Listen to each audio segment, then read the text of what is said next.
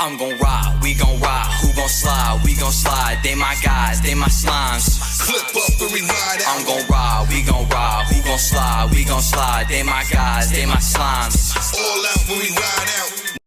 The next topic we're going to discuss on Boxing Bros is Gervonta Davis. Gervonta Davis posted on social media saying that he was in an airplane accident, and we actually have some of that, and we'll show it to you here.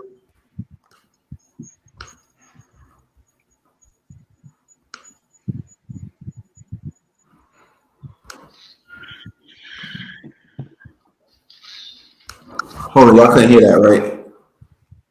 No. Damn, man, this is the only thing that gets on my nerves about using Headphones. yeah, because like when it's time to show videos. All right, here we go. Then we took off. It took off, but it didn't take off.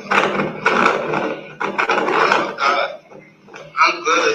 It's just my ass. I'm sitting my ass. Oh my God, you ever been whipped before? What? With a switch or a belt? That's how my ass feel right now. I'm sweating. I'm shaking. Yeah, this shit's straight, bro.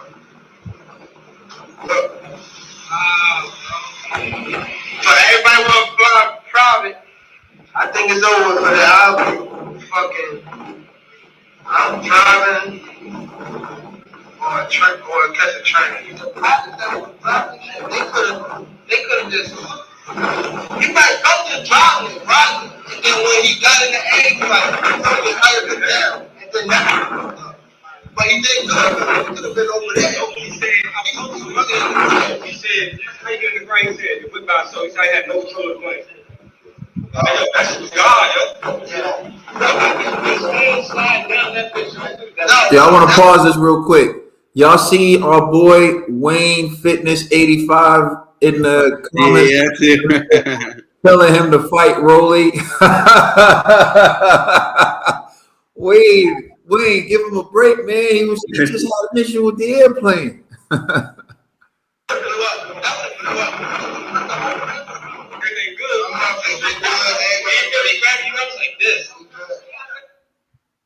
All right. So that was it. You saw Tink posting that video. He was his plane had to do an emergency landing, and he explained. They said like the pilot said like he really had no control over the plane at all, and it was like a miracle that they were able to land the plane. You heard him speak about his physical, how he was feeling based on that experience.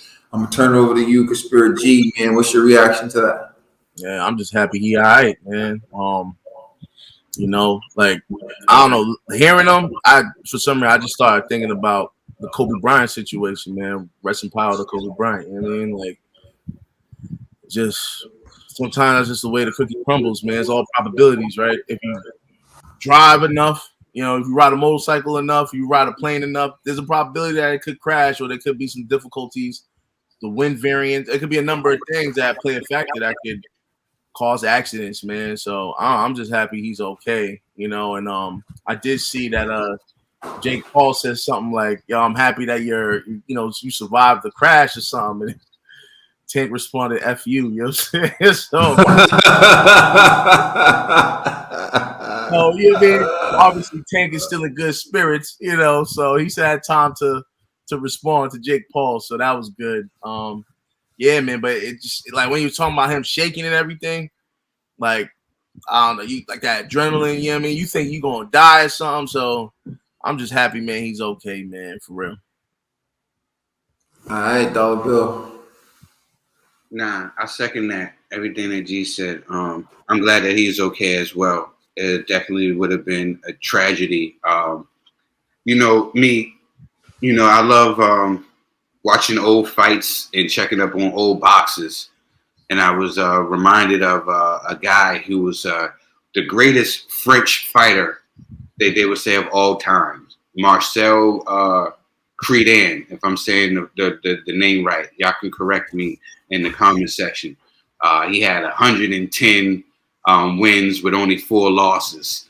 And he was on his way to rematch with the great Jake LaMotta, and his plane had crashed. And that was like they say one of the greatest French fighters. He actually learned how to box in Africa. He got his craft and learned how to box in Africa. And I was sitting there thinking about that because and other fighters, like in 1969, it was actually the great Rocky Marciano. He he died in a plane crash as well. The reason why I was bringing up these guys, because I was just saying like things like with the Sardin situation is you never know. He was going to rematch Jake LaMotta in his plane crash. You never know. You got to take these times to, cherish life. And I know that Gervonta Davis he's blessed. He's thinking that he's blessed because you never know. There's been other tragedies that's happened with planes and boxes and before. Just this sport of boxing is just glad that he's okay. I'm just glad that he's okay because we've seen so much promise for him. It would have been sad to see him cut down so young. He's still in his 20s. He's still got more fighting to do. This would have definitely been sad. Definitely would have been, but I'm glad that he's okay and he'd be able to, fight on. And that's why I don't know if you guys ever traveled, but when you go to like certain countries, when the plane finally lands, everybody starts cheering and clapping because it's dangerous out here, Especially just remind me again of the 1980 team, the USA boxing team who crashed and they died in Poland. So just thinking about this, I know you think he's really blessed. He's really blessed. Yeah. There's so many things that like we do throughout the course of the day where like we're risking our lives and we don't really even think about it because sometimes it's just like you take it for granted. Like driving, for example, like every time you go on a road, you're risking your life, but you don't really think about it because you're just like, hey, we're just so used to it. Like flying, people fly all the time. It's just like, it's just you just go in flight or whatever. And for myself, I was afraid to fly. I didn't fly until after. Well, I was afraid of flying, so I would never get on a plane. I took Peter Pan.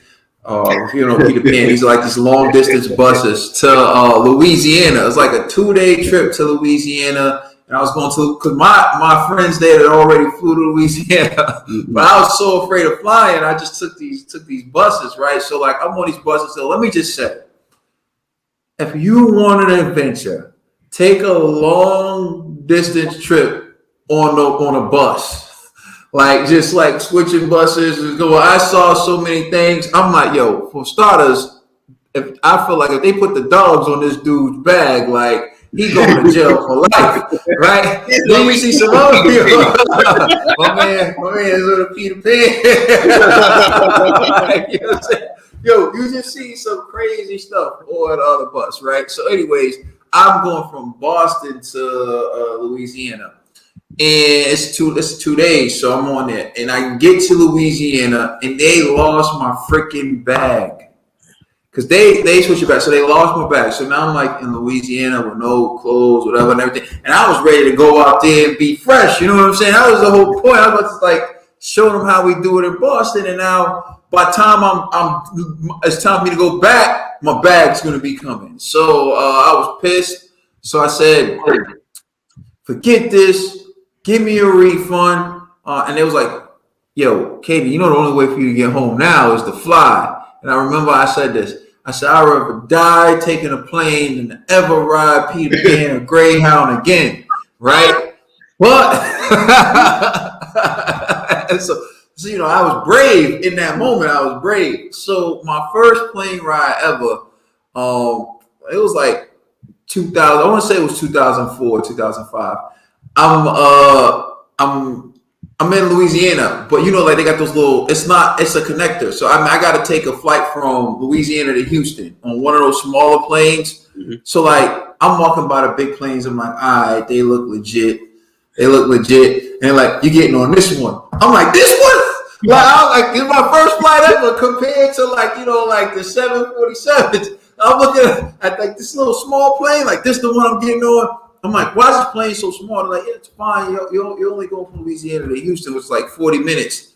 So I'm like, okay, whatever. I talked myself on it. When they strap you down and that plane's about to go and it starts speeding and you know I said to myself, I remember the first time I said to myself, well, this is it. If it goes down, I said, this is it. If it goes down, it goes down. Right? Jesus grabbed the wheel. You know what I'm saying?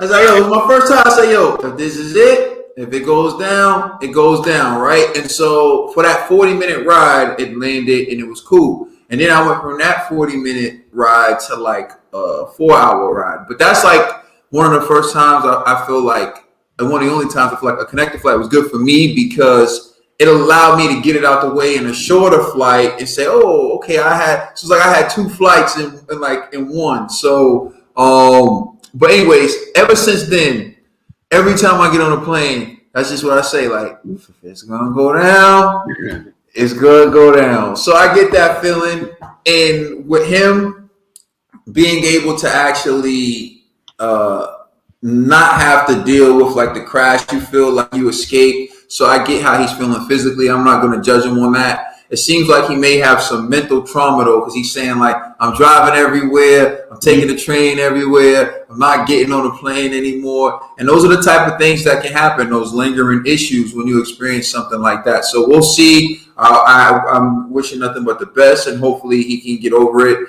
I don't know how I would have felt if I was in that position, but I do know that I don't feel comfortable on planes. And I always say to myself, like, this is it. If it goes down, it goes down.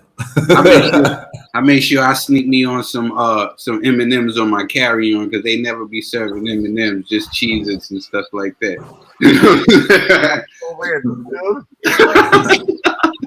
But since it say you're most likely to get in a crash on the way to the airport, then actually the plane crash. I've heard that. But my response to that is, you're more likely to survive the car crash than you are the airplane crash. Let